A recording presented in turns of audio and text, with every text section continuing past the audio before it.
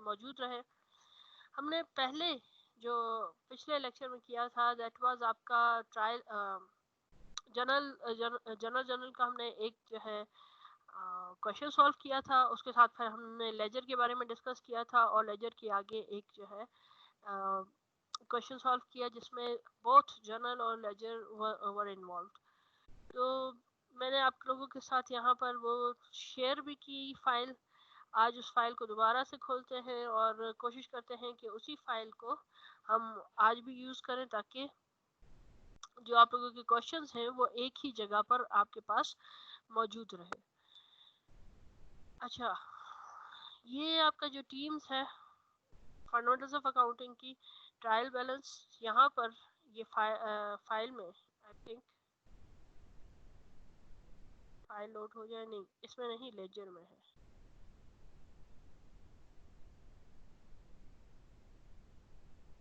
कहाँ डाल दी थी हम लोगों ने, ये रही। ये है वो फाइल जिसमें हम लोगों ने उस दिन क्वेश्चन सॉल्व किया था। मैं आप लोगों के लिए इसे यहाँ पर खोल रही हूँ ताकि सबको विजिबल हो। और आज हम इसमें कोशिश करेंगे कि ऑनलाइन ही इसे सॉल्व करते जाएं। यहाँ पे थोड़ा सा ये इशू है कि यहाँ साफ नज़र नहीं आएगी। यहाँ थोड़ा ये इशू है कि साफ नज़र नहीं आ रहा, यानी बीच में बहुत सारी स्पेस हमारी जो है कट रही है। तो मेरे पास यहाँ पर ये खुली हुई है, मैं इसी में सॉल्व करती हूँ। फिर जो है हम आपके साथ उधर पे इसको अपडेटेड फाइल में शेयर करूँगी, वो पहले वाली फाइल को निकाल दूँगी ताकि जो है जितना हम लोगों ने सॉल्व किया है उतना आप लोगों के पास मौजूद हो। जी, उस दिन हमने जब सॉल्व किया था, हमने प्रॉब्लम थी 3-4A जिसमें हमने उस क्वेश्चन को पूरा जनरलाइज किया था और फिर हम उसे लेजर में पोस्ट कर रहे थे। लेकिन क्योंकि टाइम थोड़ा सा कम था और एक दो लोगों को कहीं जाना था, कमिटमेंट्स थी या नमाज पढ़नी थी, तो उस वजह से हम इसे कंप्लीट नहीं कर सके। लेकिन जितने लोग मौजूद हैं अगर उन्होंने अपने पास इसे कंप्लीट किया है तो दैट्स वेरी गुड। लेकिन to facilitate the majority of class हम इसे यहाँ पर एक दफ़ा आपके आसानी के लिए देख लेते हैं, यहाँ पर सॉल्व कर देते हैं ताकि बाद में आप लोगों में से कोई भी अगर इसको देखता है तो उसके पास एक कंप्लीट रिकॉर्ड मौजूद हो। हम बात कर रहे थे क्वेश्चन -4 की।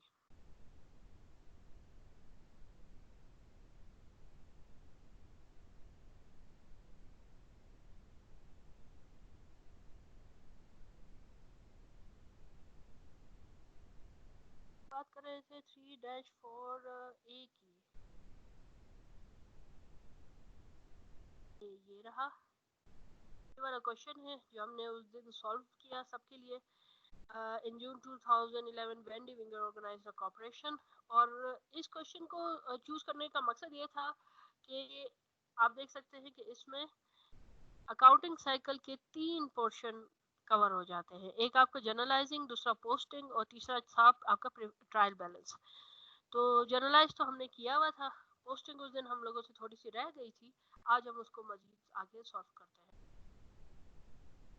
हमने कहा था कि जी जब आप काम कर रहे हैं एक्सेल में तो एक्सेल जो है वो आपके लिए थोड़ा सा आसानी पैदा कर देता है। यानी जितना भी आप जो मैनुअल काम है उसमें जितना जो है आपको आगे पीछे जो है कोई इशू हो सकता है या कैलकुलेट करने के लिए आपको अलग से फिर जो है कैलकुलेशन करनी पड़ती है, कैलकुलेटर का सहारा लेना पड़ता है। एक्सेल थोड़ा सा एडवांस है, वो आपको हेल्प आउट करता है कि ऑटोमेटिकली आपने जस्ट एक फार्मूला पुट इन करना है और वो आपको खुद ही उसका रिजल्ट आपके सामने शो कर देता है। यही जो है शो करने के लिए उस दिन हम लोगों ने यहाँ पर कुछ जो है लेजर बनाए थे। वो लेजर किस किस के थे, कैश के था और कैपिटल स्टॉक का था। मैंने आप लोगों को एक चीज़ बताई थी कि आपने क्या करना है, ये जो फॉर्मेट है जो हम लोगों ने लेजर का यहाँ पे बनाया है ये फॉर्मेट कहलाता है रनिंग रनिंग बैलेंस फॉर्मेट। क्या मतलब है इसका कि जैसे ही यहाँ पर इन दोनों कॉलम्स में डेबिट या क्रेडिट में कोई तब्दीली आती है ये वाला जो बैलेंस है ऑटोमेटिकली अपडेट होता रहता है। और at the end of the accounting period अब आपको अल्टीमेटली एक ऐसा बैलेंस मिल जाता है जो उसका एंडिंग बैलेंस होता है, जो आप कैरी फॉरवर्ड करते हैं आपके नेक्स्ट अकाउंटिंग पीरियड, अगर हम परमानेंट अकाउंट्स की बात करें। और हमने परमानेंट अकाउंट और आपके जो टेम्पररी अकाउंट्स हैं उनके बारे में भी डिस्कस किया था कि जितने भी अकाउंटिंग इक्वेशंस में जो अकाउंट्स मौजूद हैं वो सारे के सारे आपके परमानेंट अकाउंट हैं, जबकि वो अकाउंट जो सिर्फ एक अकाउंटिंग पीरियड में जीरो से स्टार्ट होते हैं और जीरो पे खत्म होते हैं, और उनका मकसद सिर्फ और सिर्फ आपको ये बताना है कि एक अकाउंटिंग पीरियड में आपने कितना प्रॉफिट जनरेट किया है या कितना आपको लॉस हुआ है, वो टेम्पररी अकाउंट्स हैं। उनमें दो अकाउंट्स आते हैं, एक उसमें रेवेन्यू है, दूसरा आपका एक्सपेंसेस है। साथ ही साथ मैं आपको ये दिखा रही थी कि जी जब आप ये काम कर रहे हैं तो आप इसको किस तरह से जो है ना अपने पास लिख सकते हैं। हमेशा जो आपका एसेट है या जो भी आपके लेफ्ट हैंड साइड वाले अकाउंट्स हैं उसमें हमेशा आपके जो बैलेंस आता है वो डेबिट साइड पे आता है। डेबिट साइड का बैलेंस आप, मैंने उस दिन बताया था कि जब भी आपने इधर पे फॉर्मूला लगाना है आप उस फॉर्मूले को क्या लगाते हैं कि जी इसमें डेबिट साइड को प्लस करो और क्रेडिट साइड को माइनस करो, तो इसको ऐड कर दिया। नेक्स्ट वाले से आपने क्या करना है कि जी पुराने वाले बैलेंस को ले लो और उसमें डेबिट साइड को ऐड करो और क्रेडिट साइड को माइनस करो, बस। ये करके आपने इस फार्मूले को सिर्फ ड्रैग करना है नीचे तक, ऑटोमेटिकली आपके पास ये आंसर, ये चीज आपकी होती जाएगी। लेट्स सपोज कि अगर यहाँ पर ये यहाँ पर इंक्लूडेड नहीं है, ये जस्ट आप लोगों को फिलहाल समझाने के लिए कि जो मैंने यहाँ पर फार्मूला डाला है अब उस फार्मूले की मदद से क्या हो रहा है। जैसे ही कोई तब्दीली होगी either in the debit column और in the credit column, automatically आपका बैलेंस अपडेट होगा। हम सपोज करते हैं कि जी 18 जून को इसके पास 2000 कैश आया है, मैं इस 2000 कैश यहाँ पर ऐड कर रही हूँ। क्या हुआ, आपके सामने बैलेंस चेंज हो गया। आपको बैलेंस तब्दील करने की जरूरत नहीं है, पर आपने जो फॉर्मूला पहले डाला था एक्सेल ने उसकी मदद से ऑटोमेटिकली आपके दिए गई तब्दीली बेटा आपकी दी गई तब्दीली को उसने क्या कर लिया, अपने पास इनकॉर्पोरेट कर लिया। हमने ये फॉर्मूला इसका लगाया और ये जो वैल्यूज हैं वो लोग जो उस दिन प्रेजेंट नहीं थे, ये जो वैल्यूज हैं ये कहाँ से आई हैं, ये इस जनरल से आई हैं। हमने कहा था कि अकाउंटिंग इक्वेशन या अकाउंटिंग साइकिल जो है वो total step by step process है। एक स्टेप होता है, उसके बाद उसके जो भी रिजल्ट है, जो भी एंड रिजल्ट है, उसे हम मूव करते हैं कहाँ पर, सेकंड स्टेप पर। तो सेकंड स्टेप पे जब वो मूव करता है तो पहले स्टेप की अहमियत खत्म हो जाती है, या उससे हमने जो भी एक्सट्रैक्ट करना होता है वो कर लिया, तो अब उसके ऊपर हमें दोबारा जाने की जरूरत नहीं रहती। हम आगे की तरफ मूव करते हैं और पीछे वाला हमारा डेटा अगर हमने पहली मर्तबा में सही रिकॉर्ड किया है तो वो एज इट इज रहता है और उसकी वजह से कोई भी डिस्टॉर्शन बीच में पैदा नहीं होती है। अब जरा देखें, ये जर्नलाइज हम लोगों ने उस दिन कर लिया था इसी क्वेश्चन की मदद से। ये क्वेश्चन यहाँ पर आप लोगों के पास डेटा मौजूद है, ये आप लोगों के पास शेयर भी हुआ है। अगर आप लोगों को फिर भी समझ ना आए तो आप जो है देख सकते हैं उस रिकॉर्डिंग में हमने इसे जो है ना पूरा डिटेल वाइज डिस्कस किया था और वहाँ पर सारा बताया था। अगर आप में से किसी का भी कोई क्वेश्चन हो तो काइंडली कॉल माइक अनम्यूट करके सवाल पूछ लीजिएगा, क्योंकि इस वक्त मैं आप लोगों की चैट नहीं देख रही, तो वहाँ पर मैं आपको फैसिलिटी जी। तो अब हमने क्या किया, हमने कहा कि जी जर्नल जो है वो, जर्नल और लेजर जो है वो दो अकाउंटिंग के रिकॉर्डिंग टूल्स हैं। इन दोनों की मदद से हम क्या करते हैं कि थ्रू आउट एक अकाउंटिंग पीरियड जितनी भी हमारी ट्रांजेक्शन होती है हम पहले पहले उसे जर्नलाइज करते हैं और जर्नल में रिकॉर्ड करते जाते हैं, और उसके साथ साथ हम उसे पोस्ट करते जाते हैं अपने लेजर में। लेजर का फॉर्मेट ये है, ये जो है इसका नया फॉर्मेट है, अपडेटेड फॉर्मेट है। यानी यहाँ पर हमें मैनुअली काम नहीं करना पड़ता, क्योंकि ज़्यादातर जो अकाउंटिंग होती है अब वो किस में होती है, सॉफ्टवेयर से होती है। वो सॉफ्टवेयर आपको फैसिलिटेट करते हैं कि आप सिर्फ उसमें अपनी अमाउंट एंटर करें और वो ऑटोमेटिकली आपका बैलेंस है वो आपके लिए शो करते हैं। अब यहाँ पर एक्सेल क्योंकि सबसे इन सब सॉफ्टवेयर्स का सबसे जो है ज़्यादा इस्तेमाल होने वाला सॉफ्टवेयर है, सबसे ज़्यादा ऑप्शंस वाला सॉफ्टवेयर है। तो इसे आप खुद प्रोग्राम कर सकते हैं और ये इजीली आपके लिए जो है आपका डेटा, आपका रिजल्ट देखें। जैसे यहाँ पर ये जो फार्मूले हमने लगाए थे, ये एक्चुअली ये फार्मूला ऐसे पुट इन किया ऑटोमेटिकली। अब ये उसी फार्मूले को फॉलो कर रहा है और जहां जहां तक मैंने वो फार्मूला कॉपी किया है, ये उस फार्मूले का रिजल्ट मुझे देता है। अब पहले हम बात कर रहे हैं सिर्फ एसेट की। एसेट जो है वो हमारा कैश था, तो कैश में हमने कहा कि जी बैलेंस में हमेशा डेबिट साइड ऐड होगा और क्रेडिट साइड उससे हम लोग माइनस करेंगे।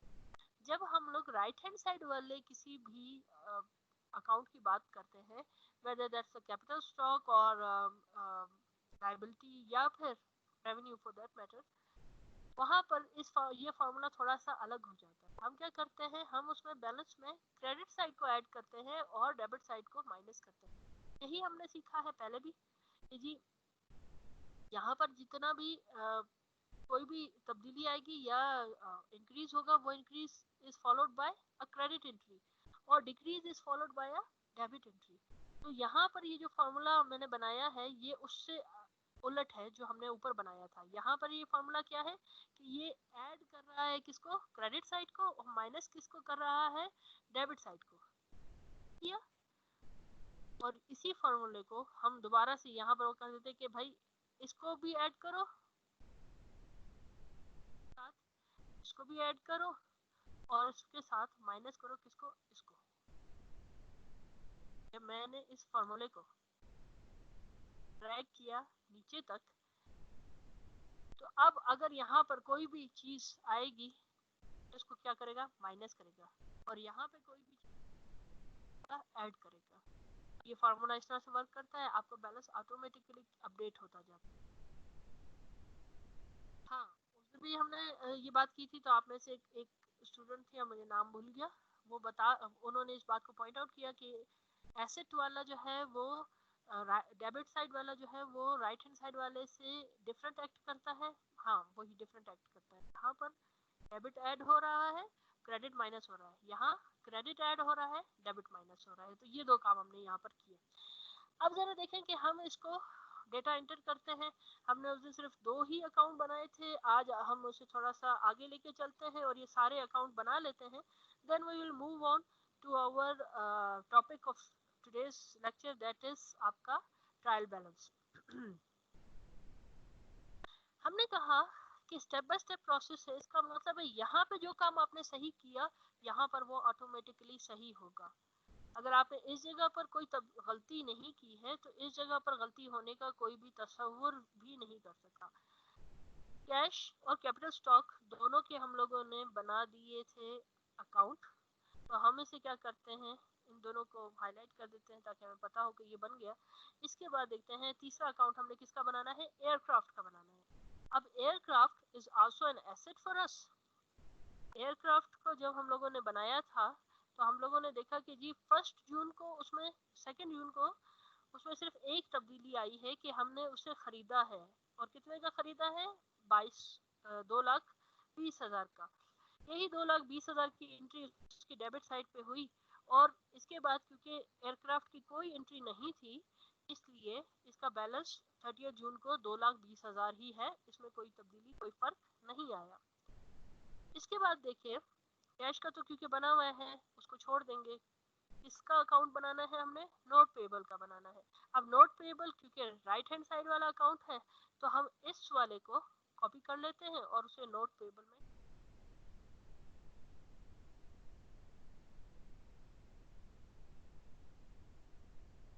नोट पेबल लिख दिया। और ये कौन सी तारीख की एंट्री थी, ये थी 2 जून की। और कितना हमने उसको दिया था, 1 लाख। सेकेंड 2 जून की एंट्री है और हम लोगों ने उसे कितना दिया है जी, 1,80,000। ये 1,80,000 ऐसे ही नीचे आपके नजर आएगा। इसके बाद नोट पेबल की और कोई एंट्री एज सच नहीं हुई थी, सिर्फ एक एंट्री थी। और ये चीज याद रखें कि नोट पेबल यहाँ पर क्या हुआ था, क्रेडिट हुआ था। हमने क्या किया, यहाँ पर भी नोट पेबल को क्रेडिट किया, हमने इसमें कोई तब्दीली नहीं की। जो इंफॉर्मेशन हमें यहाँ पे मिली हुई थी वही इंफॉर्मेशन हमने यहाँ पर शो की। यानी ये जो स्टेप है इसमें जो किया वही यहाँ करना है, सिर्फ एक जगह पे जमा करना है और कोई फर्क में हमने नहीं लाना है। नोट पेबल हो गया जी। उसके बाद एक्सपेंस की बात करते हैं, दैट इज रेंट एक्सपेंस। क्योंकि कैश बना हुआ है तो इस एंट्री में सिर्फ एक ही अकाउंट है जो हमने बनाना है, रेंट एक्सपेंस का। और रेंट एक्सपेंस हमें पता है कि वो क्या है, एक और अकाउंट है जो किसकी तरह ट्रीट करता है, एसेट्स की तरह ट्रीट करता है। तो हम इसे रेंट और मेंशन करते हैं कि जी ये रेंट एक्सपेंस हमने 4 जून को किया था और कितना था, 2500 दे दिया। इसके बाद हमने रेंट के मद में कोई भी एज सच पेमेंट नहीं की है, तो इसका मतलब है रेंट का अकाउंट भी हमारा बन गया, उसमें अब हमें और कुछ तब्दीली नहीं लानी। अकाउंट रिसीवेबल है, इसको अब हम बनाते हैं ये भी, क्योंकि हमारा एक एसेट अकाउंट है तो ऐसे ही करता है जैसे हमारे दूसरे एसेट करते हैं। तो हम इसे यहाँ पे लिख देते हैं अकाउंट रिसीवेबल। और 8320 था ये, एक एंट्री इसकी ये थी और ये एंट्री थी आपकी 15 जून की। हम कहते हैं 15 जून को हमने क्या किया है, 8320 रुपए हमें हमारे रिसीवेबल्स में ऐड हो गए, अभी तक हमें मिले नहीं है। इसके बाद हम चेक करेंगे, मेरे ख्याल से अकाउंट रिसीवेबल की एक और एंट्री भी थी कहीं पर, लेट्स सी फाइंड आउट कि वो कहाँ पर है।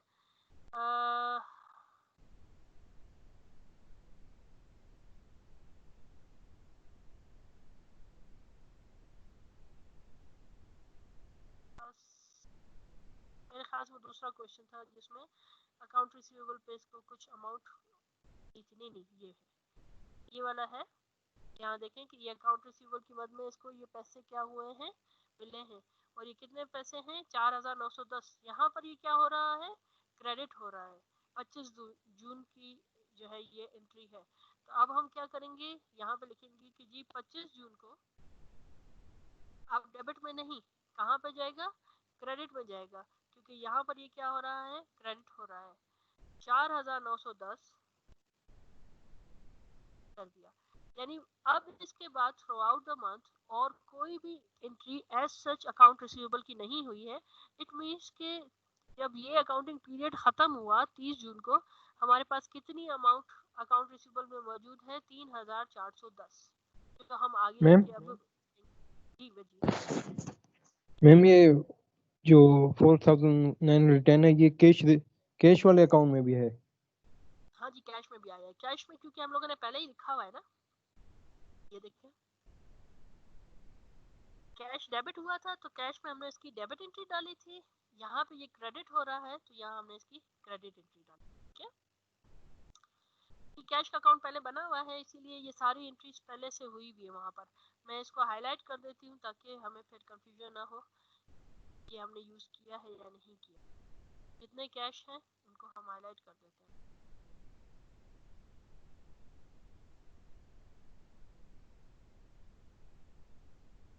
जी, अब आप लोगों को पता चल रहा है कि जी कितने अकाउंट्स हम लोग बना चुके हैं और कितने अकाउंट हम लोगों ने मजीद क्रिएट करने हैं।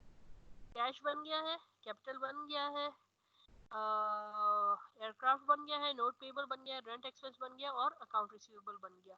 अब जरा आ जाए जी कौन सी चीज़ है हमारी, जो नेक्स्ट अकाउंट है वो है एरियल फोटोग्राफी रेवेन्यू। रेवेन्यू है तो ये किस तरह से ट्रीट करता है, ये राइट हैंड वाले किसी भी अकाउंट की तरह ट्रीट करता है। हम लायबिलिटी को ले लेते हैं और लायबिलिटी को यहाँ पर पेस्ट कर देते हैं और हम इसे कहते हैं एरियल फोटोग्राफी रेवेन्यू है। अगर इसको चेक करें कि ये कितना है, ये कह रहा है कि 15 जून को हम लोगों ने बिल भेजा था और अभी तक हमें इसके ऊपर रकम मौसूल नहीं हुई है। तो ये अकाउंट रिसीवेबल में तो इसकी एंट्री पहले ही हो चुकी। अब हम किस में एंट्री करेंगे इसकी, इस वाले अकाउंट में 8320 की 15 जून में। तो 15 जून हमने यहाँ लिखा और ये कितना है 8320। इसके बाद आप दोबारा चेक कर लें कि जी कहीं और तो हम लोगों ने इस मद में कोई वो नहीं दिया, नहीं, इसके बाद और कोई एंट्री इस अकाउंट में नहीं हुई है तो ये एज इट इज ऐसे ही रहेगा। फिर देखें कि एक और एक्सपेंस है हमारे पास जो कहलाता है सैलरीज एक्सपेंस, 5880 का है। Salaries expense just like any other expense या एनी एसेट, हम इसे कहीं से भी कॉपी कर सकते हैं। अब ये मैं अपनी आसानी के लिए इसे कॉपी कर रही हूँ। जब आप इसे बनाएंगे वहां पर आप इसको जो है ऑफ कोर्स खुद ही हाथ से बनाएंगे तो जो है आप लोगों के लिए आसानी होगी वैसे भी। तो ये सैलरी एक्सपेंस का पहली जो एंट्री थी वो 15 जून की थी, 5880 की। तो 15 जून कर देते हैं 5880। इसके बाद एक और एंट्री थी सैलरीज एक्सपेंस की, ये रही 30 जून की। ये कितनी थी? 6000। तो 30 जून को हम लोगों ने मजीद एक एंट्री यहाँ पे पास करनी है। ये 30 जून को हम लोगों ने 6000 है, 6000 हमने मजीद इसमें डाल दिए। तो ये हमें बता रहा है कि जी 30 जून को फिर जो अब इन दोनों एंट्री के बाद और कोई एंट्री नहीं थी तो इसकी जो आखिरी अमाउंट है वो कितनी आ रही है? 11880 आ रही है। अब देखते हैं कि कौन सा अकाउंट हमारा बाकी रह गया। एक और हमारे पास है, ये है फ्यूल एक्सपेंस। कैश को भी हम लोग यहाँ पे और कर देते हैं। ये एक चीज रह गई है, M&R एक्सपेंस। ये था मेंटेनेंस एंड रिपेयर एक्सपेंस, 18 जून का था, 1890 का।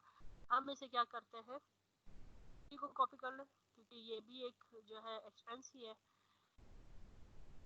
कॉपी करते हैं और यहाँ पर हम इसको M&R एक्सपेंस का नाम दे देते हैं।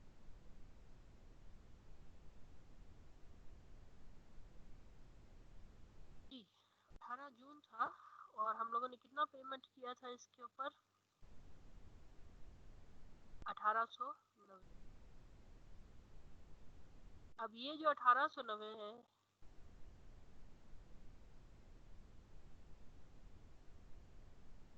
यही था, और इसके अलावा इसमें हम लोगों ने और कोई एंट्री पास नहीं की है। आप देखें कि क्या चीज रह गई। मेंटेनेंस रिपेयर सब कुछ हो गया। अब बात है फ्यूल एक्सपेंस की। तो फ्यूल एक्सपेंस हम लोग यहाँ पे कर देते हैं, फ्यूल एक्सपेंस भी क्योंकि एक्सपेंस ही है। क्या पेस्ट जी, ये फ्यूल एक्सपेंस जो है वो कौन सी तारीख को हम लोगों ने पे आउट किया है? ये है 30 जून का और ये अमाउंट है 2510 की। 2510। अब बात यह है कि हम लोगों ने इसके लिए कोई पेमेंट नहीं की है। ये हमने क्या करना है, पेमेंट करनी है अगले महीने में। तो विद इन 10 days, तो that will be around 10th of July। तो हम इसे क्या करेंगे, अकाउंट पेबल का एक और अकाउंट यहाँ पे बना देंगे। नोट पेबल के साथ ही मैं बना देती हूँ, लोगों को पता चले।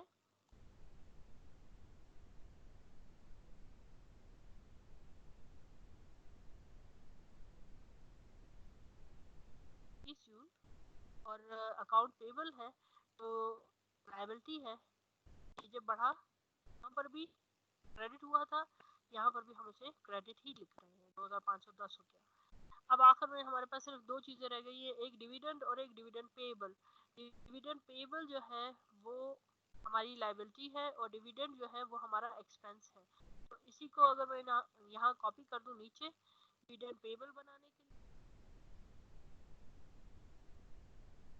कितना है जी? 2000 था, 2000। इस डिविडेंड एक्सपेंस को बनाने के लिए मैं किसी भी एसेट को कॉपी कर सकती हूँ क्योंकि फार्मूला हमारा तकरीबन सेम ही चल रहा है।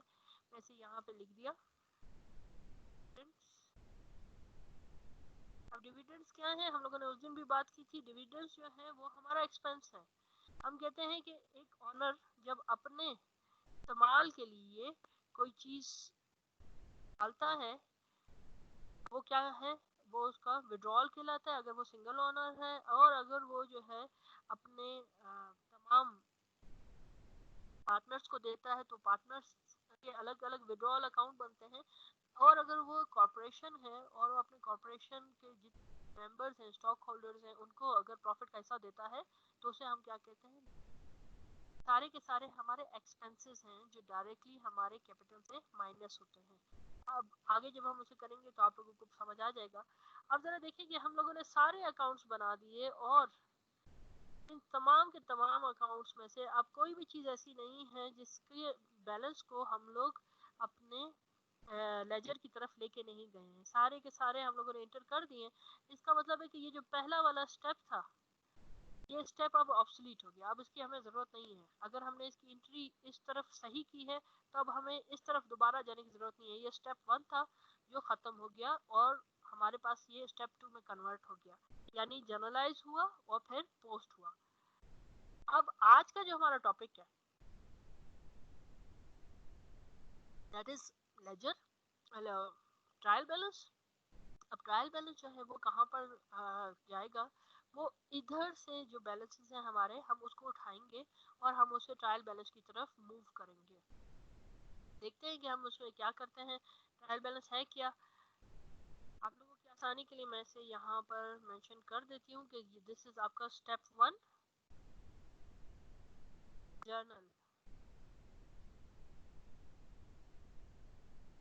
और ये जो है ये हिस्सा यहाँ से यहाँ तक, ये आपका स्टेप 2 है जो आपके लेजर को कवर करता है।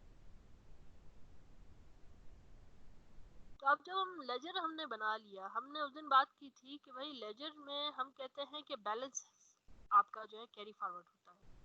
अब वो बैलेंस कैरी फॉरवर्ड किसका होता है, परमानेंट अकाउंट्स का होता है, यानी एसेट्स का, लायबिलिटीज का और ऑनर्स इक्विटी का जाता है। लेकिन सिर्फ यही अकाउंट तो नहीं है, अकाउंट तो हमारे पास टेम्पररी अकाउंट्स भी हैं, रेवेन्यू भी है, एक्सपेंसेस भी हैं, उनको हम कहाँ लेके जाएंगे। तो हमने कहा था कि जी रेवेन्यू और एक्सपेंसेस या जितने भी टेम्पररी अकाउंट्स हैं वो सारे के सारे एक अकाउंटिंग पीरियड में शुरू में जीरो से स्टार्ट होते हैं और एंड में जीरो पे खत्म होते हैं। अब टेम्पररी अकाउंट का तो हमें पता है कि वो जीरो से स्टार्ट होंगे, जीरो पे खत्म होंगे, यही बात अभी मैंने कही। परमानेंट अकाउंट का क्या होगा, परमानेंट अकाउंट का बैलेंस कैरी फॉरवर्ड होता है। ये जो फॉर्मूले हमने यहाँ पे लगाए थे, इसका मकसद क्या था कि जी एंड में हमारे पास जो बैलेंस रह गया है, अब यहाँ पर इसका बैलेंस कितना है 8640। ये जब नेक्स्ट अकाउंटिंग पीरियड स्टार्ट होगा तो वहां पर सबसे पहले यानी 1 जुलाई को जो डेबिट बैलेंस उसका नजर आ रहा होगा वो कितना होगा 8640, जो कि हमारा जून का आखिरी वाला बैलेंस था, एंडिंग बैलेंस था। अब इस बैलेंस को इस तरह से आगे लेके जाना, यानी एंडिंग बैलेंस को अगले अकाउंटिंग पीरियड के शुरुआती बैलेंस को का जो बैलेंस बनाना, इसे हम कहते हैं कैरी फॉरवर्ड। और जब ये यहाँ पर आता है, यानी नए अकाउंटिंग पीरियड में पहले पहले एंट्री में आता है, तो वहाँ हम कहते हैं कि this balance is brought forward, BF या ब्रॉट फॉरवर्ड। अब जरा देखें कि हमारे पास अब रेडीमेड बैलेंसेस मौजूद है हर अकाउंट के। हमें पता है कि जी कैश का बैलेंस 8640 है, कैपिटल स्टॉक का बैलेंस 60,000 है। और देखें ये बैलेंस जो है कहाँ से आ रहा है, क्रेडिट एंट्री से आ रहा है, तो ये हमेशा क्रेडिट में ही जाएगा। एयरक्राफ्ट क्योंकि हमारा डेबिट साइड का बैलेंस है, यानी एसेट था और एसेट जो है वो डेबिट साइड पे नजर आते हैं, तो इसका बैलेंस हमेशा कहाँ पर है जी, डेबिट साइड पे है। इसी तरह जितने भी एसेट्स हैं या एक्सपेंसेस हैं उनका बैलेंस डेबिट बैलेंस, कि उनके क्रेडिट साइड डेबिट साइड से कम होती है और हमेशा डेबिट साइड पे कुछ ना कुछ रह जाता है, जिसकी वजह से उनका बैलेंस डेबिट में आता है। जबकि जो लायबिलिटीज है, ऑनर्स इक्विटी है या रेवेन्यूज है, उनका बैलेंस हमेशा क्रेडिट बैलेंस होता है। क्यों, क्योंकि उनके डेबिट साइड का बैलेंस कम होता है, जो जब क्रेडिट साइड से माइनस हो जाए तो ऑटोमेटिकली वहां पर कुछ रह जाता है। It is a simple mathematical rule कि हम कहते थे कि जब हमें पता करना है कि जी कितने पैसे हमारे पास रह चुके हैं या कितनी अमाउंट रह चुकी है, तो हम कहते थे कि जिस तरफ ज्यादा बैलेंस हो उसमें से जो कम वाला बैलेंस है उसको माइनस कर दें, ऑटोमेटिकली आपके पास जो बैलेंस बचेगा वो आपका बैलेंस है। तो यहाँ पर भी यही है कि दो साइड्स हैं, जिस तरफ बैलेंस ज्यादा है उसमें से कम वाले बैलेंस को माइनस कर दें, तो जिस साइड पे बैलेंस बच रहा है वही आपका बैलेंस है। अगर वो डेबिट साइड पे बच रहा है तो वो डेबिट बैलेंस है, अगर क्रेडिट साइड पे बच रहा है तो क्रेडिट बैलेंस है। अब जरा देखें कि इससे ज्यादा इससे आगे हमारा जो स्टेप है वो क्या है, हमारे pass through out accounting period ये दो टूल्स थे जो हम इस्तेमाल कर रहे थे। एक जर्नल इस्तेमाल कर रहे थे, एक लेजर इस्तेमाल कर रहे थे। जर्नल में जितनी एंट्रीज हो रही थी वो साथ ही साथ आपके लेजर में पोस्ट होती जा रही थी, यानी जर्नलाइज भी हो रही थी और पोस्टिंग भी साथ साथ चल रही थी। अब लेट्स सपोज के हम 30 जून पे पहुंच चुके हैं, इस वक्त हमारा अकाउंटिंग पीरियड अपने एंड पे है और 30 जून का बिल्कुल ऐसा टाइम आ गया है, 5 बज गए हैं और हमारे पास अब हम बिजनेस क्लोज है। अब हमने सिर्फ क्या करना है, बैठ के आराम से अपनी अकाउंटिंग बुक्स को भी क्लोज करना है। तो इस वक्त कोई और ट्रांजैक्शन नहीं होगी, इसीलिए हमें परेशान होने की जरूरत नहीं है कि यार जर्नल में अभी जो है ना कुछ और आना चाहिए। नहीं, अब जो है सारा काम खत्म हो गया, जर्नल भी वाइंड अप किया हम लोगों ने इस महीने का और लेजर के बैलेंस को भी हम लोगों ने अपने पास निकाल दिया और उसे फाइनलाइज कर दिया। अब हमारी इस वक्त इस अकाउंटिंग पीरियड में कोई और ट्रांजैक्शन नहीं हो रही। तो यानी ये जो दोनों रिकॉर्डिंग टूल्स थे अब इनका इस्तेमाल क्या हो गया है, खत्म हो गया है, बंद हो गया है। अब हम लोग किस तरफ जा रहे हैं, हम क्लोजिंग की तरफ जाते हैं। हम अपने अकाउंट्स को अब क्या करते हैं, क्लोज करते हैं। जैसे आपकी बैंक्स जो है 30 जून और 31 दिसंबर को अपने अकाउंट्स को क्लोज करती है और दोबारा फिर 1 जनवरी और 1 जुलाई से रिन्यू करके उनको दोबारा से खोलती है। वही काम हम भी यहाँ पे करने वाले हैं। और यहाँ पे इस काम को करने के लिए अब जो हम लोगों को जरूरत पड़ेगी बैलेंसेस की, वो हम कहाँ से उठाएंगे, इस लेजर से उठाएंगे, क्योंकि जर्नल से अब हमारा कोई वास्ता नहीं है। जर्नल में जो कुछ भी था वो अब हमारे लेजर में ट्रांसफर हो चुका है। तो जर्नल को साइड करें, अब लेजर की बात करते हैं और लेजर से हम अब आगे स्टेप उठाएंगे। क्लोजिंग के टाइम पर जो सबसे पहला आपका जो स्टेप है जो आप यूज करते हैं वो आपका है, यहाँ पर आपकी मेरे ख्याल से मेरे पास साइट्स थी, मौजूद था लेजर वाली एक स्लाइड थी हमारे पास अलग से मौजूद थी जिसके अंदर जो है आपका लेजर सारा एक्सप्लेन हुआ है। ये भी मैं आपके साथ वहाँ पे शेयर कर दूंगी, क्योंकि ये दोनों जो पहले हमने स्लाइड्स शेयर की थी उसमें भी इसका जो है रेफरेंस था और इसमें भी था, तो इसलिए मैंने इसे शेयर ताकि कंफ्यूजन न क्रिएट हो। आप शेयर कर दूंगी ताकि जो है ना इसके साथ ही जब आप आगे की तरफ जाएंगे तो आप लोग आपको जो है ना इसके बारे में पता चलता जाए। तो स्टेप नंबर 3 जो है हमारा वो क्या है, ट्रायल बैलेंस है। सिंपल जो इसका मकसद है ट्रायल बैलेंस, नाम से इसके जाहिर है कि भाई ट्रायल बैलेंस क्या है, ट्राई करता है। और किसको ट्राई करता है, आपके बैलेंसेस को ट्राई करता है। ये पहला जो है फॉर्मेट है, पहला जो स्टेटमेंट है इंटरनल स्टेटमेंट है, क्योंकि हम इसे सिर्फ अपने बैलेंसेस को चेक करने के लिए बनाते हैं। इसे हम बाहर के लोगों के लिए नहीं बना रहे, ये इंटरनल स्टेक होल्डर्स के लिए है। इसे हम बनाते हैं, इसलिए बनाते हैं कि हम सिर्फ चेक करें कि भाई हमने अभी तक इस अकाउंटिंग पीरियड में जितनी भी एंट्रीज की हैं उसमें कहीं हमने कोई गलती तो नहीं कर दी। और गलती की भी है तो वो गलती जो है सिर्फ और सिर्फ किस चीज के लिए, किस गलती को ये पॉइंट आउट करता है, सिर्फ और सिर्फ उसके बैलेंस को।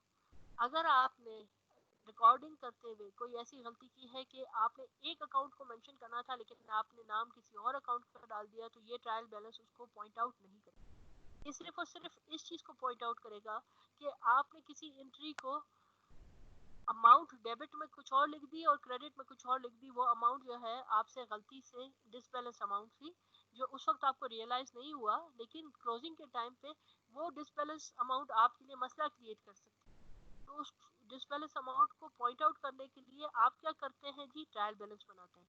और ये ट्रायल बैलेंस आपको हेल्प आउट करेगा, बताएगा कि जी आपके बैलेंसेस डेबिट और क्रेडिट साइड एक दूसरे के बराबर है कि नहीं है। आप फर्दर प्रोसेस की तरफ जाने से पहले ही अपनी गलती को यहाँ पर निकाल लेते हैं। अब जरा है क्या जी ट्रायल बैलेंस का मकसद क्या है, यहाँ ये बता रहा है कि it is used to periodically test whether the general ledger is in balance. सिर्फ इसलिए इस्तेमाल होता है कि जनरल लेजर का बैलेंस एक दूसरे के बराबर है कि नहीं है, ये चेक करने के लिए। It consist of a list of listing of each account with its balance as of a specific date. किसी भी स्पेसिफिक डेट पर ये तमाम अकाउंट्स को उसके बैलेंसेस के साथ शो करता है। तमाम डेबिट बैलेंसेस एक कॉलम में होते हैं और तमाम क्रेडिट बैलेंसेस दूसरे कॉलम में होते हैं। आप जरा देखें कि इसके बैलेंसेस किस तरह हैं। ये जो है एक इलस्ट्रेशन, एक सिंपल सी इलस्ट्रेशन है ट्रायल बैलेंस की आपके लिए। ट्रायल बैलेंस बनाते हुए हम वही प्रोटोकॉल फॉलो करते हैं जो कोई भी और फाइनेंशियल स्टेटमेंट बनाने के लिए करते हैं। जब आप फाइनेंशियल स्टेटमेंट्स बनाते हैं तो आप क्या करते हैं, सबसे पहले इस जगह पर आप उस कंपनी का नाम लिखते हैं कि आप ये स्टेटमेंट्स बना रहे हैं। इसके नीचे इमीडिएटली उस स्टेटमेंट का नाम आता है जिस स्टेटमेंट को आप प्रोड्यूस कर रहे हैं। यहाँ पर इन्होंने लिखा हुआ है ट्रायल बैलेंस, इट मींस के हम ये जो फॉर्मेट अब फॉलो हो रहा है आप इसको आइडेंटिफाई कर सकते हैं कि this is going to be a trial balance. उसके नीचे आपकी डेट आ जाती है कि किस तारीख को, किस एग्जैक्ट किस डेट पर आप जो है इस बैलेंस को चेक कर रहे हैं। अब उसके जरा नीचे देखें तो आपको नजर आएगा कि जी 3 कॉलम्स हैं। पहला जो कॉलम है वो सारे का सारा जो है आपके अकाउंट्स के नाम, यहाँ पे अकाउंट टाइटल्स यहाँ पे मेंशन है। दूसरा जो कॉलम है वो डेबिट कॉलम है और तीसरा जो कॉलम है वो आपका क्रेडिट कॉलम है। जैसे उस दिन बताया था कि जी कोई भी कॉलम स्टार्ट होता है तो उसकी पहली एंट्री के साथ हम अपने यूनिट को शो करते हैं। यहाँ पर इस क्वेश्चन में इन लोगों ने डॉलर साइन डाला हुआ है, इसलिए कि इधर पे जो भी इन्होंने अमाउंट एंटर की है वो किस में है, डॉलर्स में है। तो यहाँ पर देखें कि इस कॉलम का स्टार्टिंग बैलेंस कहाँ से था, कैश से था, तो इन्होंने कैश के आगे डाल दिया। और क्रेडिट का जो है, क्रेडिट कॉलम का जो स्टार्टिंग बैलेंस था वो कहाँ से स्टार्ट हो रहा था, अकाउंट पेबल से, तो उसके आगे इन लोगों ने क्या डाल दिया है, आपका डॉलर साइन डाल दिया। अब जरा देखिए कि होता क्या है। यहाँ पे समझने वाली बात क्या है कि जी हम लोगों ने सारे अकाउंट नंबर या अकाउंट टाइटल्स यहाँ पे लिख देने हैं और उनका बैलेंस अब हम कहाँ से लेके आएंगे, वो बैलेंस जो हम लोगों ने लेजर में बनाया था। अब यहाँ पर अगर कैश का बैलेंस मुझे डालना होगा तो मैं कौन सा वाला बैलेंस डालूंगी, 8640 जो उसका एंडिंग बैलेंस था वो यहाँ मेंशन करूंगी। और इसी तरह अगर कोई क्रेडिट साइड वाला होगा तो क्रेडिट साइड वाला बैलेंस यहाँ पर है, हम इसको क्रेडिट साइड पे डाल देंगे। सिर्फ समझने की क्या बात है कि जी ये जो हम लोग पेपर पे लिखते हैं ये सारे अकाउंट्स ये किस तरह से हम अरेंज करते हैं। अब जरा देखें तो आपको पता चलेगा कि इस वक्त जब पहला ट्रायल बैलेंस बनता है आपके पास तमाम परमानेंट और टेम्पररी अकाउंट्स एक ही जगह पर मौजूद होते हैं। कैश, अकाउंट रिसीवेबल, इक्विपमेंट, ये सारे क्या है, आपके एसेट अकाउंट है। उसी के साथ ही नीचे इन लोगों ने क्या डाल दिए, अकाउंट पेबल, नोट्स पेबल, ये आपके लायबिलिटीज अकाउंट है। Capital stock, retained earnings, dividend, ये तीनों आपके ऑनर्स इक्विटी सेक्शन के अकाउंट्स हैं। रेवेन्यू आपका पहला टेम्पररी अकाउंट और सारे एक्सपेंसेस आपका दूसरा टेम्पररी अकाउंट। इनकी अरेंजमेंट हमेशा इसी तरह रहती है, यानी सबसे ऊपर एसेट आते हैं, उसके नीचे आपके लायबिलिटीज आती हैं, उसके नीचे आपके ऑनर्स इक्विटी सेक्शन होता है, फिर आपके रेवेन्यूज आते हैं और एंड में आपके एक्सपेंसेस आते हैं। इस तरह की अरेंजमेंट है पहली। दूसरी जो चीज है वो अगर आपने समझनी है वो क्या है जी, कि अगर एसेट है तो एसेट में भी मुझे क्या पता कि मैं अकाउंट रिसीवेबल को पहले लिख दूं और कैश को उसके बाद लिखूं, या लैंड है, बिल्डिंग है, उसको मैं पहले मेंशन कर दूं और इक्विपमेंट्स को उसके बाद लिखूं। इस चीज से बचने के लिए एक आपका प्रोटोकॉल है, उसको आप फॉलो करते हैं। आप कहते हैं कि सबसे पहले आपने क्या लिखना है, आपने सबसे पहले आपने क्या लिखना है, आपने करंट एसेट्स लिखने हैं। करंट एसेट्स कौन से वाले हैं, वो एसेट्स जो इजीली कन्वर्टेबल हो, किसमें, आपके कैश या कैश के इक्विवेलेंट्स के।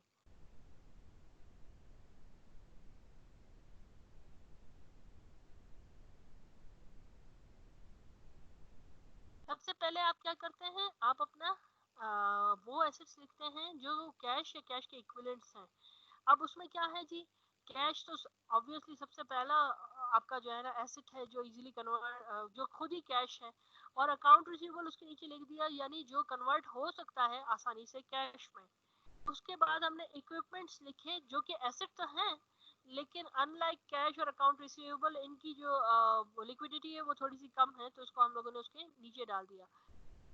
अब जिस वक्त ये अरेंज कर रहा है आपके ये हम लोग ज्यादा डिटेल में पढ़ेंगे जब आपकी आएगी बैलेंस शीट, वहां पर आप इसकी अरेंजमेंट ज्यादा डिटेल में पढ़ेंगे। अब लायबिलिटी में जरा देखें कि लायबिलिटी में क्या हो रहा है। लायबिलिटी में भी हम लोग वो लायबिलिटी सबसे पहले लिखते हैं जो हम लोगों ने सबसे ज्यादा पहले पे आउट, और उसके बाद वो लायबिलिटी लिखते हैं जिसकी पेमेंट में अभी थोड़ा सा टाइम मौजूद है। तो जो अकाउंट पेबल है उसका आपकी डेट जो है वो ज्यादा से ज्यादा 30 दिन होती है, 1 महीना होती है, इसीलिए वो सबसे पहले यहाँ पर मेंशन है। नोट पेबल थोड़ा सा ड्यूरेशन ज्यादा है, 6 महीने हो गए, साल हो गए। एक और तरीकाकार है कि जिससे हम इसे पहचान सकते हैं, लेकिन वो फिर हम बैलेंस शीट के लिए छोड़ देते हैं। यहाँ पर सिर्फ अरेंजमेंट आपके साथ हुई भी है और आपने उसको सिर्फ उसी को फॉलो करना है।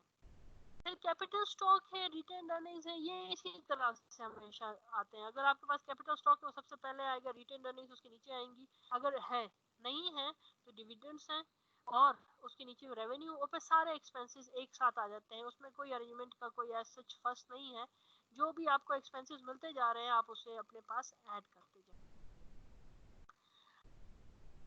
अब जरा देखिए प्रैक्टिकली हम इस क्वेश्चन को सॉल्व करते हैं कि भाई हम लोगों ने किया क्या। ट्रायल बैलेंस हम लोगों ने देख लिया यहाँ पर, और 3-5 जो है आपके सेल्फ प्रैक्टिस के लिए क्वेश्चन है जो आप लोगों ने खुद सॉल्व करना है। हाँ, 3-4 को हम सॉल्व करेंगे यहाँ पर। अब जरा देखते हैं बैलेंसेस हमने सारे निकाले, पहले ही निकाले हुए थे, और कुछ के अभी हम लोगों ने निकाल दिया। अब जरा आ जाते हैं स्टेप नंबर 3 पे। अब यहाँ पर हमने क्या करना है, हम लोगों ने ट्रायल बैलेंस। एक चीज मैं आपको बता दूं कि ट्रायल बैलेंस एक नहीं बनता, ट्रायल बैलेंस जो है 3 बनते हैं।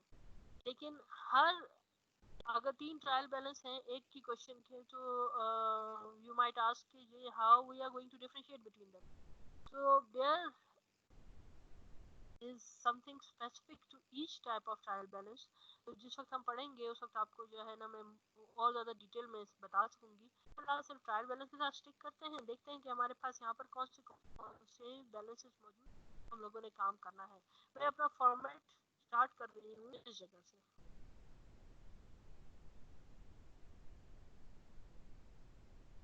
हाईलाइट करने के लिए इसे मैं बॉर्डर दे देती हूँ ताकि हम लोगों को पता चले कि तो हमने कहा कि जी सबसे पहला काम जो है वो होना चाहिए, वो क्या होना चाहिए कि हमें कंपनी का नाम लिखना है। क्वेश्चन हमारा था Wendy Wenger organized a corporation to provide aerial photography service. The company called Aerial Views. तो अगर मैंने इसका नाम लिखना है Aerial Views, तो उसके नीचे मैंने मेंशन करना है कि भाई जो चीज मैं बना रही हूँ उसका नाम क्या है। हम इसका पहला ट्रायल बैलेंस बना रहे हैं, यहाँ पर अब मेंशन कर दिया। और तीसरा जो काम था वो था कि जी आपने इंस्ट्रक्शंस में जरा देख लें तो आपको ये नजर भी आ जाएगा। कह रहा है कि प्रिपेयर जर्नल एंट्रीज पहली वाले, फिर था post each transaction to the appropriate ledger accounts, ये भी हमने कर दिया। अब ये कह रहा है prepare a trial balance dated June 30th 2011, यानी तारीख इसने हमें बता दिया जो बनाना है ट्रायल बैलेंस, उसकी डेट क्या होनी चाहिए, उसकी डेट होनी चाहिए 30 जून 2011। अब हमें पता है कि 3 कॉलम का बनना चाहिए। पहला जो ये वाला कॉलम है ये सिर्फ आपके अकाउंट्स के नाम बताएगा। ऐसे for the sake of simplicity नाम भी दे देते, शो कर देते हैं कि ये अकाउंट्स शो कर रहा है।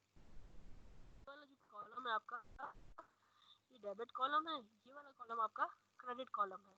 हम लोगों ने यहाँ तक कोई मसला किसी को जाग रहे हैं या सो गए हैं?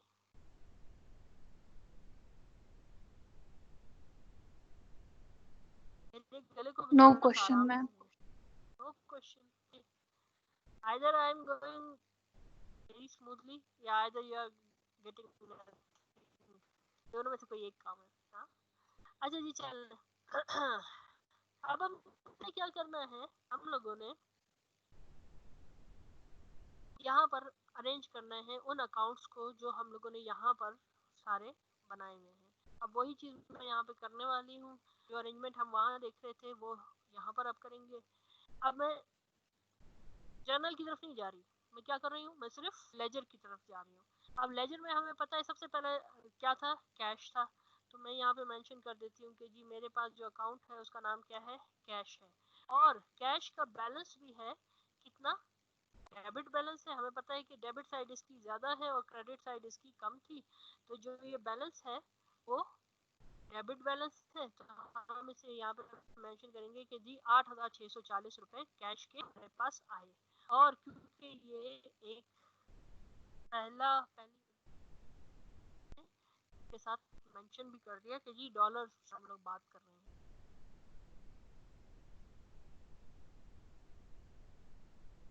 अच्छा यहाँ पे ये मुझे इंडिकेट कर रहा है, सही हो गया जी। अब जो दूसरा जो हमारा बैलेंस था, कैश हम लोगों ने कर लिया, कैश को हाईलाइट कर दिया जी, जान छूट गई। अब क्योंकि पता है कि इसके नीचे जो है दूसरा हमारा अकाउंट आना चाहिए, और वो ऐसा अकाउंट आना चाहिए जो कैश जो एसेट हो और कन्वर्टेबल इनटू कैश हो। तो एयरक्राफ्ट यहाँ हमारे पास मौजूद है, लेकिन ये एक ऐसा एसेट है जो जल्दी से कन्वर्ट नहीं होगा, तो इसको फिलहाल छोड़ते हैं।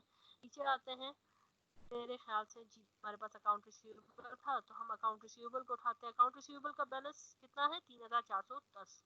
तो मैं दूसरा जो अकाउंट यहाँ पे मेंशन करती हूँ वो कौन सा है, account receivable. Most of the time आप देखेंगे कि जो है कैश के नीचे अकाउंट रिसीवेबल ही आपको नजर आएगा। इसके अलावा और कोई ऐसा अकाउंट नहीं होता है जो इससे ज्यादा लिक्विड हो कि वो कैश और अकाउंट रिसीवेबल के दरमियान में जगह बना सके। लेकिन देयर माइट बी पॉसिबिलिटी कि जो है ना आपके पास कोई ऐसी मार्केटेबल सिक्योरिटी हो जो अकाउंट रिसीवेबल ज्यादा लिक्विड हो, वो कुछ क्वेश्चंस में होंगी, तो वहां पर ये आपके वहां पर नजर आएगा, वरना ये हमेशा अकाउंट रिसीवेबल और कैश एक दूसरे के साथ ही पाएंगे।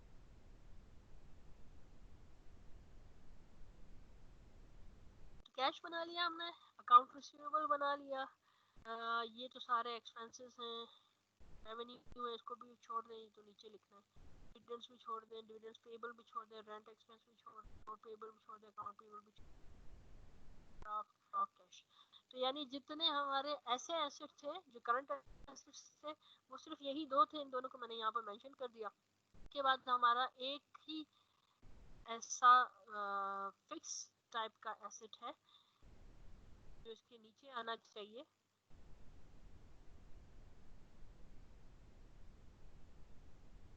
की कीमत कितनी थी, 2,20,000। ये डेबिट बैलेंस है, यहीं से आ रहा है, मैं अपनी तरफ से नहीं लिख रही, ठीक है।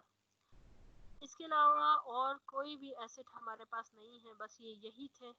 हाँ जी, इसके बाद इसके अलावा कोई एसेट नहीं है। अगर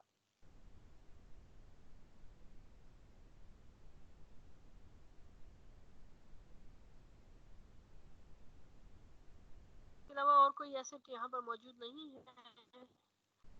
अब हम क्या करेंगे, हम अपनी लाइबिलिटी अकाउंट रिसीवेबल जैसे उसकी लाइबिलिटी उसका करंट एसेट्स में आता है, इसी तरह अकाउंट पेबल भी हमारा पहला वाला पहली जो लाइबिलिटी है वो अकाउंट पेबल है। करंट लाइबिलिटी होती है, हम लोगों ने करनी है, इसीलिए हम इसको पहले में। आप जरा देखें कि अकाउंट पेबल का हमारा जो बैलेंस था वो कितना था, 2,510। और देखें कि ये बैलेंस किस तरफ है, क्रेडिट साइड पे है।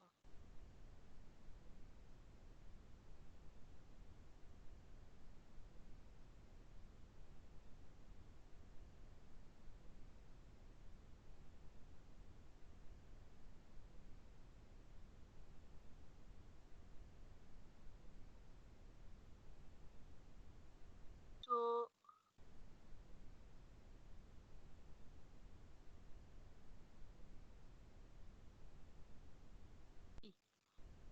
अकाउंट पेबल हमेशा पहले आएगा और नोट पेबल उसके बाद में आएगा, क्योंकि नोट पेबल हम लोगों ने बाद में पेमेंट करनी है, अकाउंट पेबल की हमें पेमेंट अर्जेंट करनी होती है, जल्दी करनी होती है, ड्यूरेशन कम है, तो वो पहले यहाँ पर आएगा।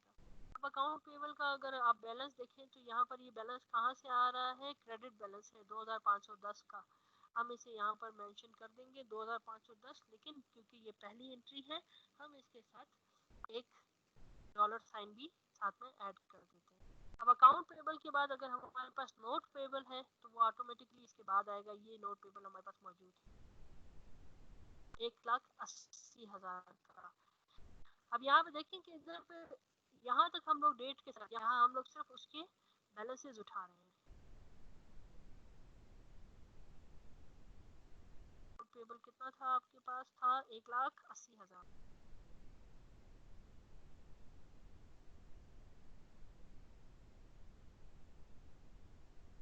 मेरे पास यहाँ ये बार बार कर रहा है कि बैड क्वालिटी नेटवर्क है, पता नहीं क्या, इसलिए मैं थोड़ा सा स्टॉप कर रही हूँ। आई होप फिर जो है जिस वक्त वो खत्म हो जाता है तब दोबारा इसको। अगर देखिए नोट पेबल हो गया, फिर हमारे पास ऐसी कौन सी लायबिलिटी है जो हम इसके नीचे डाल सकते हैं, डिविडेंड पेबल है। डिविडेंड पेबल भी हम लोग यहाँ पर मेंशन कर सकते हैं। हम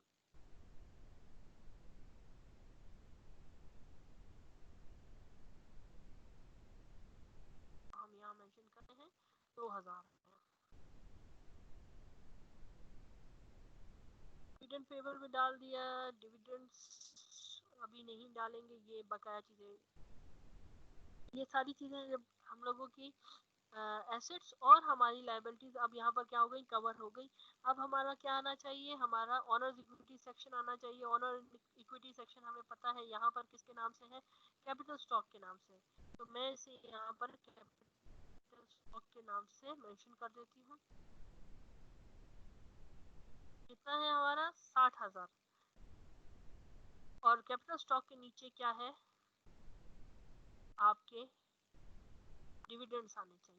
हमने कहा डिविडेंड सबसे बड़ा आपका एक्सपेंस है जो अलग है किससे, बकाया तमाम एक्सपेंसेस से, और डायरेक्टली इम्पैक्ट करता है किसके ऊपर, आपके कैपिटल स्टॉक पे, इसीलिए हम इसे क्या करते हैं, अलग से शो करते हैं। और ये डिविडेंड्स जो है वो कितने थे, क्योंकि ये एक्सपेंस है तो ये एक्ट्स लाइक एक्सपेंस, और it's value will always come into the debit column. 2000 यहाँ पर आ गई। यहाँ पर भी अगर आप देखें तो इसका बैलेंस जो है वो डेबिट बैलेंस हमने बना लिए जी, अपने सारे के सारे क्या कहते हैं इसको, एसेट्स को मैं हाईलाइट कर देती हूँ आप लोगों के लिए, और बना दिए जी हम लोगों ने अपने सारे के सारे लायबिलिटीज, वो भी हम लोगों ने यहाँ पे मेंशन कर दी। लायबिलिटीज को हम दूसरे कलर से शो कर लेते हैं। कैपिटल स्टॉक और डिविडेंड्स ये एक ही सेक्शन था, इसको हम लोग किसी और कलर से शो कर देते हैं ताकि इनके दरमियान में डिफरेंस बता सकें। अब आ जाती है बारी जी आपके रेवेन्यू की। तो रेवेन्यू हमारे पास किस नाम से यहाँ पर मेंशन था, रेवेन्यू का नाम था एरियल फोटोग्राफी रेवेन्यू। ठीक है, एरियल फोटोग्राफी रेवेन्यू, हम एरियल फोटोग्राफी रेवेन्यू यहाँ पे मेंशन कर रहे हैं। आप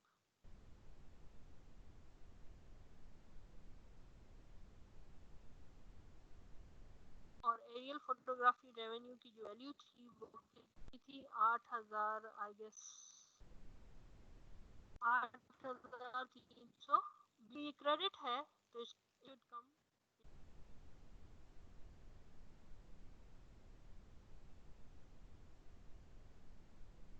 किया।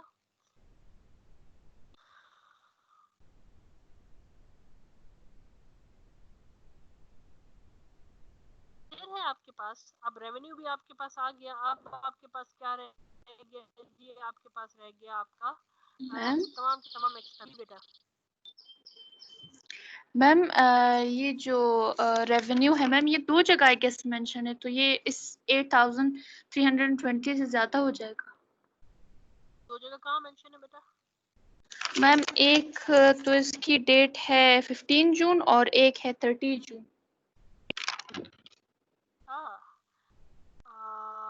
फिर हम लोगों ने यहाँ पे क्या पे नहीं लिखा नहीं है अपने पास। जिस वक्त हम लोग क्वेश्चन सॉल्व कर रहे थे शायद हमसे मिस हो गया है, दोबारा चेक कर लेते हैं।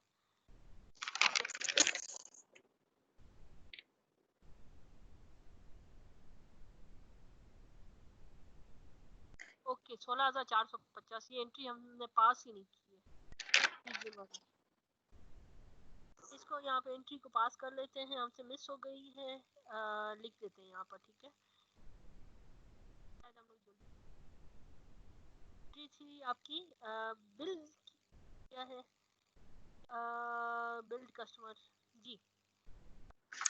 तो हम लोग यस मैम, अकाउंट रिसीवेबल का आएगा। हाँ जी अकाउंट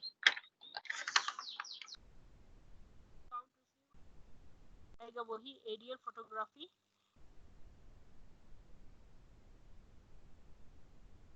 अमाउंट बताएं।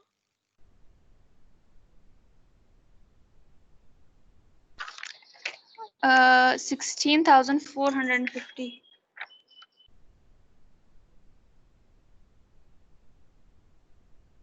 16,450 इन दोनों को हमने मेंशन कर दिया, वहां पे हमसे मिस हो गया था। अब यही चीज यहाँ पे मेंशन की है तो यानी इन दोनों अकाउंट्स में भी मेंशन होगी, अकाउंट रिसीवेबल की भी अमाउंट जो है वो बढ़ेगी। और यहाँ हम लिख देंगे कि ये 30 जून का जो है 6,200 ये भी बीच में आ रहा है 450 सॉरी। और अकाउंट रिसीवेबल में भी 30 जून को 16,450 का इजाफा हो रहा है, यानी इसकी अमाउंट भी चेंज हो गई और उसकी भी चेंज हो गई। पहले तो पहले अकाउंट रिसीवेबल की अमाउंट हम लोग चेंज कर देते हैं 19,000, अब कितना है 19,860 उसमें बच गया है 19,860। और जो आपका रेवेन्यू है उसकी अमाउंट अब कितनी है 24,770 हो गया। अब हम लोग थैंक यू बेटा फॉर हेल्पिंग आउट। अब जो है हमने क्या करना है, रेवेन्यू भी लिख दिया, अब हमारे क्या रह गए हैं सिर्फ और सिर्फ एक्सपेंसेस रह गए हैं। तो एक्सपेंसेस देखते हैं कि अब कौन से हैं। पहला जो एक्सपेंस था आपका वो था रेंट एक्सपेंस।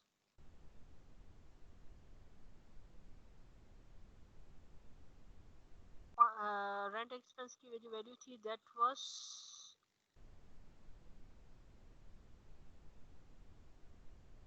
2500। फिर है आपका सैलरीज एक्सपेंस की वैल्यू है 11,880। सैलरीज एक्सपेंस यहाँ पे डाल दिया 11,880। फिर है आपका मेंटेनेंस एंड रिपेयर एक्सपेंस 1890 का।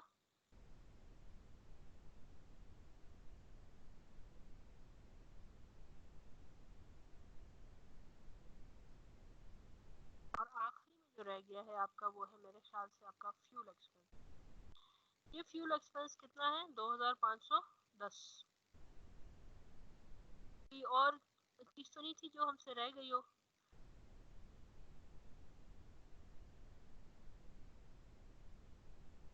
जी अब हमने क्या किया, हमने सारे के सारे एक्सपेंसेस भी अपने पास मेंशन कर दिए हैं। आपकी अरेंजमेंट वही है जी। पहले पहले क्या है आपके, फिर आपके लायबिलिटीज है, फिर आपका इक्विटी सेक्शन है, फिर आपका रेवेन्यू है, एंड में आपके सारे के सारे एक्सपेंसेस हैं। इसकी अरेंजमेंट हमेशा हमेशा ऐसे ही रहेगी।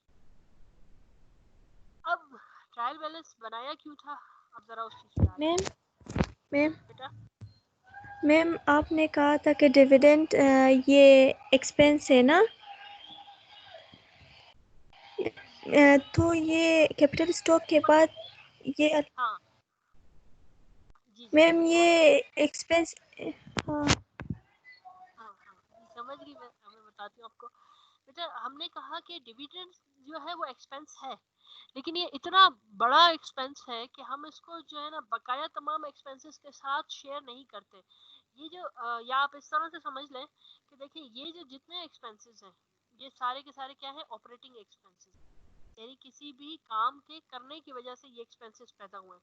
जबकि ये जो डिविडेंड है, ये जो एक्सपेंस है, ये अलग है कि इसका किसी भी ऑपरेशंस के साथ ताल्लुक नहीं है, ये उस ऑनर ने अपने जाती इस्तेमाल के लिए निकाले हैं, इसीलिए हम इसको अलग से शो करते हैं। और कहाँ शो करते हैं, इक्विटी सेक्शन में शो करते हैं।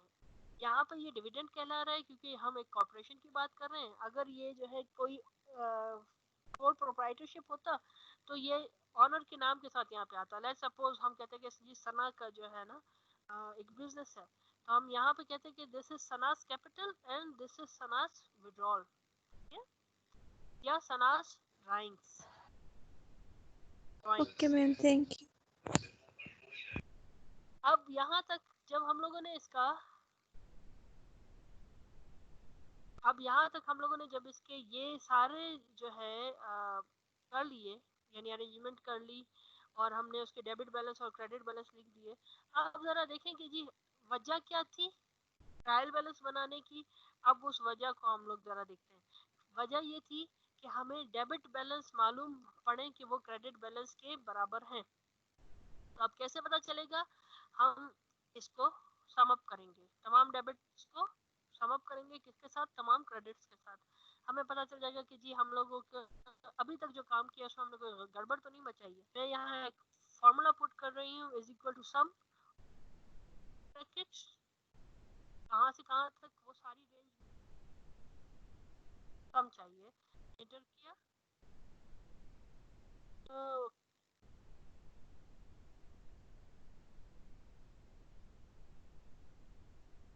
8640 कर देते हैं।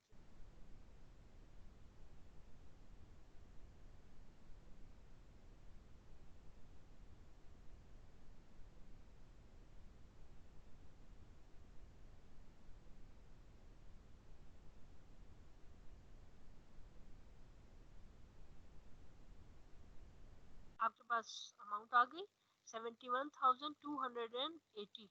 अगर यही अमाउंट यहाँ पर आई तो इसका मतलब है कि हम लोगों ने क्वेश्चन सही सॉल्व किया है और हमारे पास अब कोई भी इशू नहीं है। मैं क्या करती हूँ, मैं इसी फॉर्मूला को ड्रैग कर देती हूँ यहाँ तक, जो कुछ और ही बता रहा है। ये सम पे कहाँ दोबारा लिखते हैं।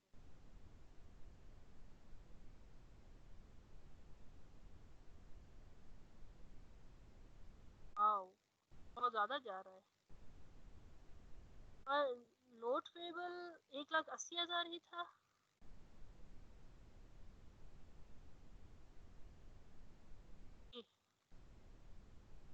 Problem identified. जी प्रॉब्लम कहाँ थी कि मैंने यहाँ पर 22,000 डाला हुआ था, 2,20,000। जी अब जरा देखें क्या हुआ, दोनों अमाउंट एक दूसरे के बराबर आई। इसका मतलब है कि हमारे आज तक हम लोगों ने जितना काम किया था पूरे महीने में, हम जो भी काम कर रहे थे, जो भी हमने ट्रांजेक्शन्स रिकॉर्ड की थी, उसमें से हमने कहीं पर भी कोई भी गड़बड़ नहीं मचाई। और हमारे ये जर्नल और हमारे लेजर हम बराबर आए हैं। हमारे बैलेंसेस यहाँ पे शो कर रहा है, ये ट्रायल बैलेंस। इतना ही काम है ट्रायल बैलेंस का। ट्रायल बैलेंस सिर्फ इसीलिए शो होता है, इसीलिए बनाया जाता है, पहला स्टेटमेंट है आपका, और ये इसीलिए बनाया जाता है जी कि ताकि आप दिखा सकें, आप आइडेंटिफाई कर सकें कि जी आगे जितने प्रोसेस हैं क्लोजिंग के, उस तक जाने से पहले मैंने जो भी काम किया है अभी तक वो एक दूसरे के बराबर था या नहीं, मैंने उसमें कोई गड़बड़ तो नहीं मचाई थी।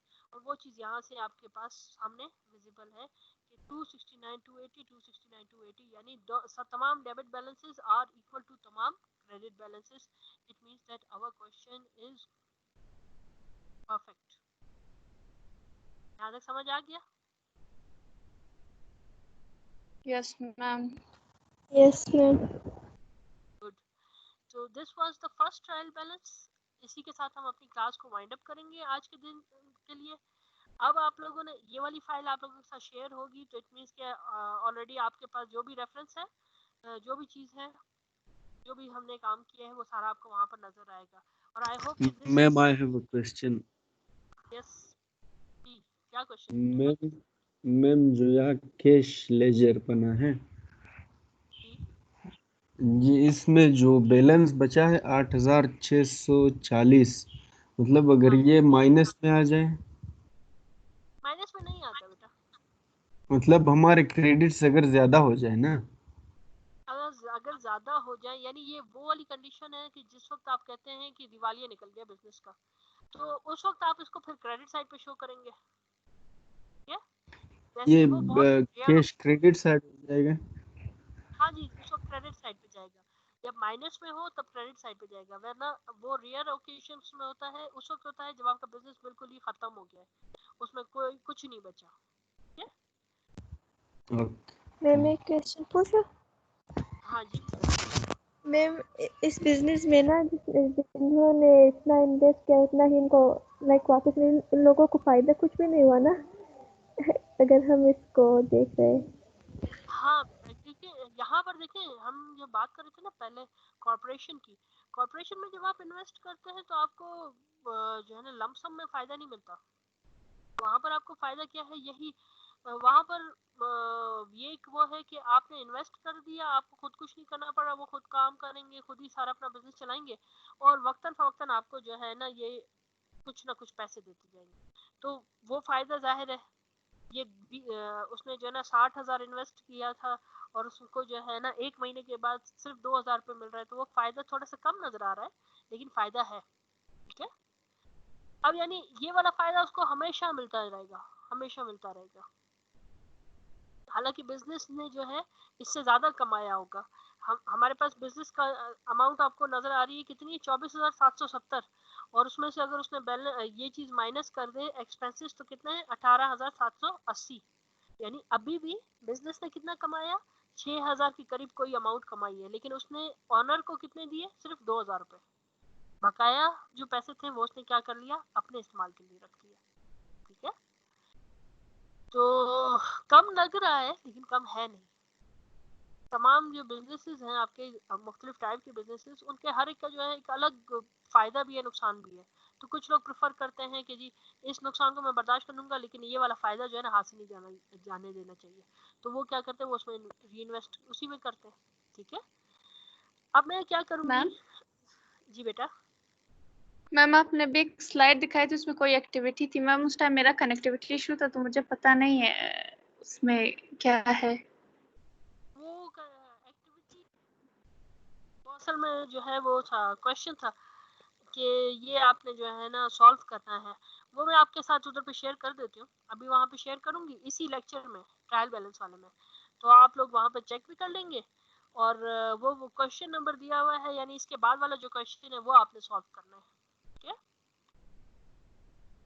जी मैम, और सबमिट कब करना है? आप सबमिट नेक्स्ट उसमें, यानी वो समझे कि वो जस्ट आपके लिए एज अ होमवर्क है कि आपने खुद सॉल्व करना है।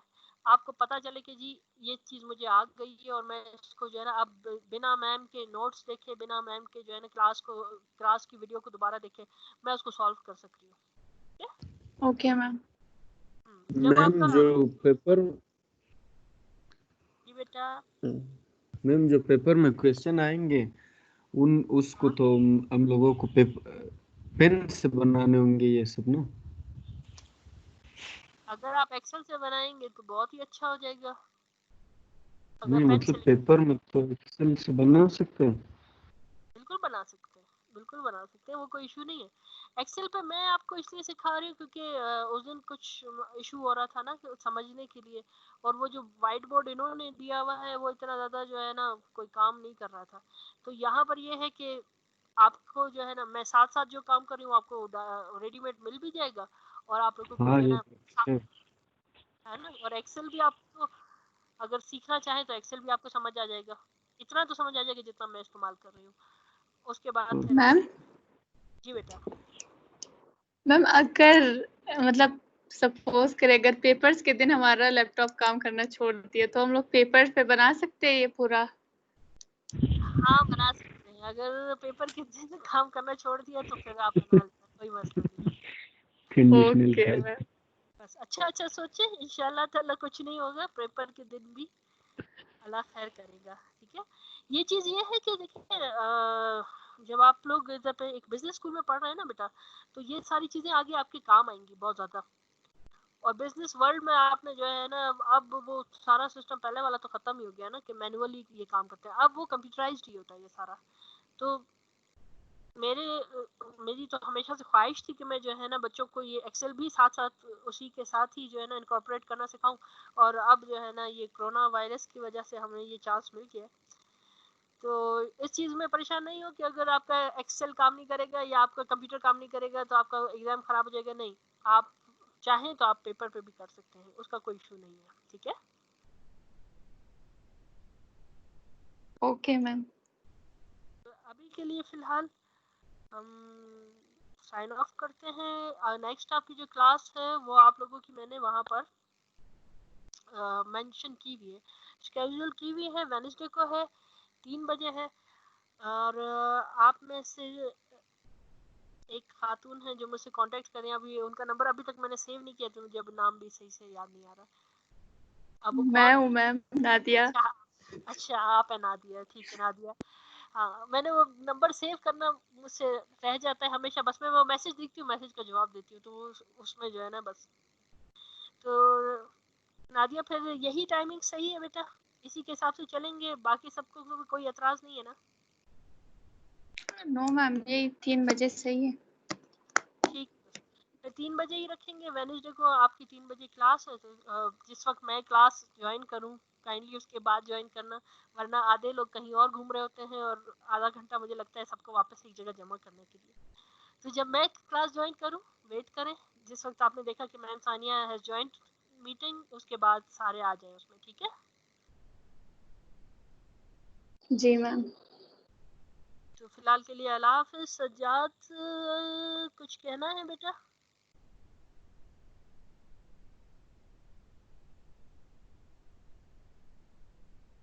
आवाज नहीं आ रही, नहीं।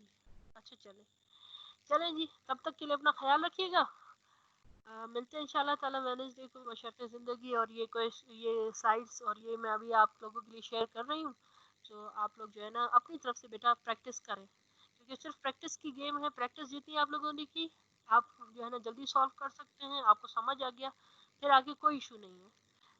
अकाउंटिंग सिर्फ आपसे थोड़ी सी कंसंट्रेशन मांगता है, उस कंसंट्रेशन को मेंटेन करना है बस, और कुछ नहीं है। ठीक है, चलिए अपना ख्याल रखिएगा, मिलते हैं इंशाल्लाह ताला। अल्लाह हाफिज फ्रॉम माय साइड। अल्लाह हाफिज। Okay master. आज आप लोग खुश हो जाएं, आज आप लोगों को मैं टाइम से पहले छोड़ रही हूँ। चलिए अल्लाह हाफिज। अल्लाह हाफिज।